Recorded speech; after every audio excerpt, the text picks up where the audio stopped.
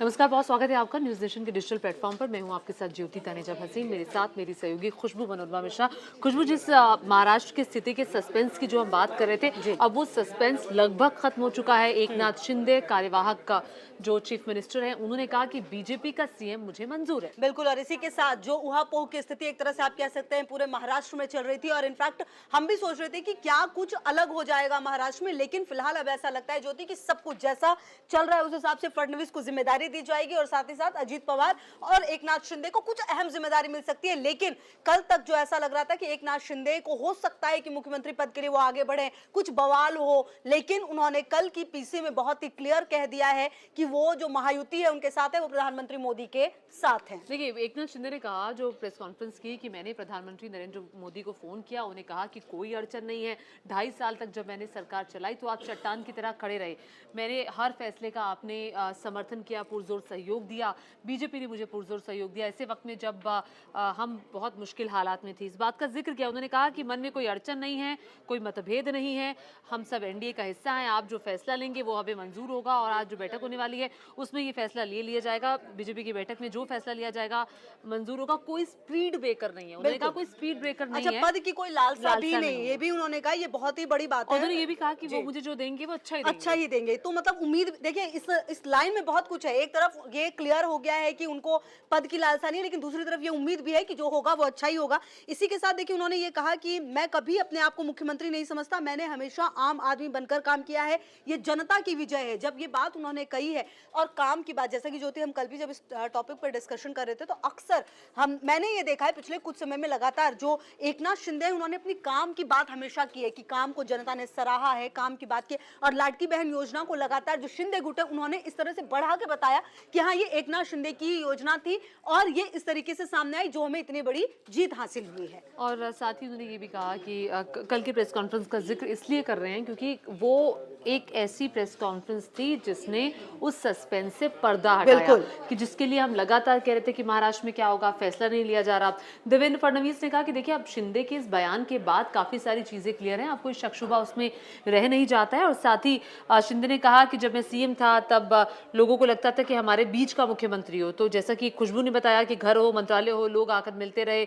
मेरी जो पहचान मुझे मिली है, लोकप्रियता के लिए मैंने काम नहीं किया, महाराष्ट्र की जनता के लिए मैंने काम किया और राज्य को बढ़ाने के लिए काम किया। हम अड़चन नहीं, हम शिवसेना को मोदी जी का फैसला स्वीकार है, हम सभी शिव सैनिकों को। तो कुल मिलाकर के अब स्थिति क्लियर ही है। बिल्कुल क्लियर है। और अच्छा, एक चीज और जो उन्होंने कही कि राज्य को आगे बढ़ाने के लिए केंद्र का साथ जरूरी है। देखिए अब इसमें दो मैसेज है। राज्य बढ़ेगा कब, जब केंद्र साथ में होगा, ऐसा एकनाथ शिंदे ने कहा। उन्होंने ये कहा कि जब 2.5 साल मैंने सरकार चलाई तो प्रधानमंत्री मोदी ने पूरा साथ दिया। तो देखिए कल की प्रेस कॉन्फ्रेंस के बाद, जैसा कि ज्योति भी कह रही है, जो एक धुंध सी थी वो बिल्कुल क्लियर हो गई, और ये तय हो गया कि एकनाथ शिंदे साथ हैं, और साथ ही साथ वो इसके लिए भी तैयार है कि उनको क्या मिलेगा। साथ ही साथ प्रधानमंत्री मोदी की तारीफ भी की है। तो बहुत सारी चीजें जो वो अब क्लियर हो चुकी है। और अगर आप महाराष्ट्र की बात करें तो जिस तरह का ये चुनाव रहा, अपने आप में बेहद महत्वपूर्ण चुनाव, जहां पर ये क्लियर होना था कि बीजेपी कांग्रेस, आप देखिए क्षेत्रीय दल जो वहां पर थे, शिवसेना जो कि टूट चुकी थी, एनसीपी जो कि टूट चुकी थी, उन दोनों को पीछे छोड़ते हुए जो बीजेपी है उसने जबरदस्त प्रदर्शन किया और बड़े भाई की भूमिका में आई। और अब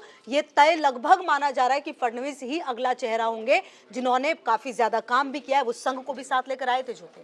बिल्कुल। देखिए अब शिंदे गुट को उद्धव गुट से 3 गुना ज्यादा सीटें मिली और अजीत पवार की पार्टी को एनसीपी जो कि शरद पवार की पार्टी है उससे 4 गुना ज्यादा सीटें मिली। अब ऐसे समझिए कि जो राष्ट्रीय पार्टियां थी, बीजेपी को 132 सीटें मिली और वोट शेयर बीजेपी का अच्छा खासा लगभग 26% रहा, जबकि कांग्रेस पार्टी को 46 सीटें मिली और उनका वोट परसेंट 33% रहा। बहुत कम तो नहीं है बीजेपी के मुकाबले, अगर आप कहेंगे कुछ कम है, लेकिन सीटों के लिहाज से बहुत ज्यादा कम है।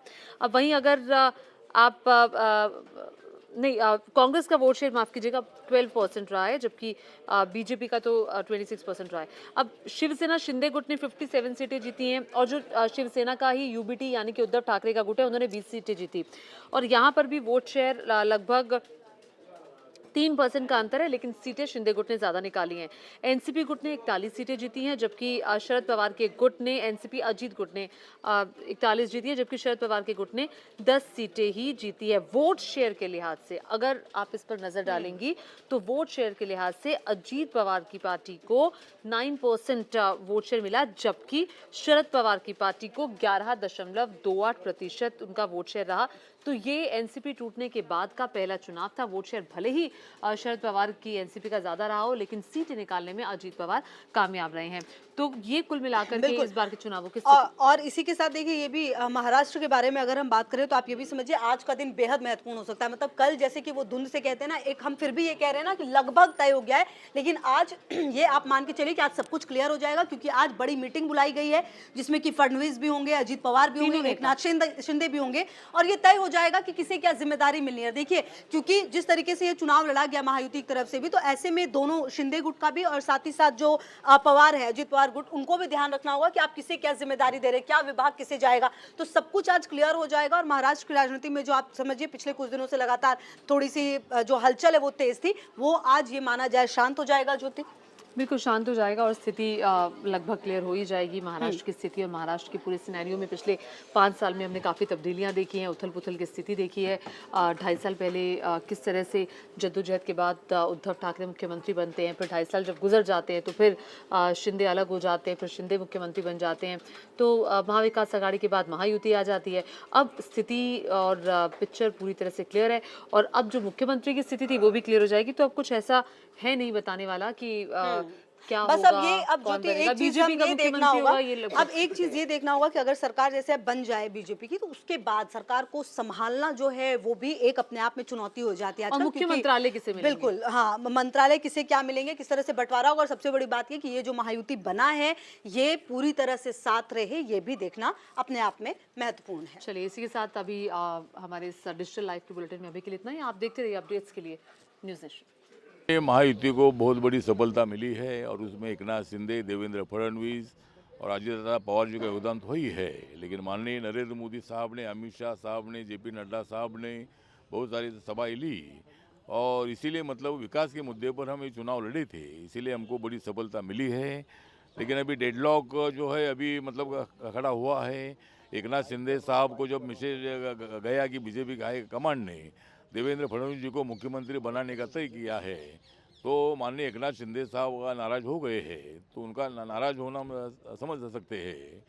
लेकिन बीजेपी की इतनी सीटें आई, 132 सीटें बीजेपी की आई है, और इसीलिए मुझे लगता है कि इसमें मार्ग निकालना चाहिए, और देवेंद्र फडणवीस जी को मुख्यमंत्री बनाकर एक तो एकनाथ शिंदे साहब डिप्टी सीएम भी बन सकते हैं, या अगर उनको डिप्टी सीएम बनना उनके लिए थोड़ा ठीक नहीं होगा तो केंद्र में वो कैबिनेट मंत्री के रूप में मोदी साहब के मंत्रिमंडल में आ सकते हैं। तो ऐसा कोई मार्ग इसमें से निकलना चाहिए, या फिर मेरा मत ऐसा है कि इसमें एकनाथ शिंदे साहब को कोई बीजेपी ने ऐसा शब्द नहीं दिया था कि भाई आपको आगे भी आपको मुख्यमंत्री बनाएंगे। तो इसीलिए मुझे लगता है कि इसमें मार्ग निकालने के लिए तीनों नेताओं ने एक साथ बैठना चाहिए, और माननीय नरेंद्र मोदी साहब, अमित शाह साहब इसमें थोड़ा इंटरफेयर करके इसमें से मार्ग निकालने की आवश्यकता है। न्यूज नेशन अब व्हाट्सएप पर खबरों के ताजा अपडेट के लिए न्यूज नेशन के इस क्यूआर कोड को स्कैन करें।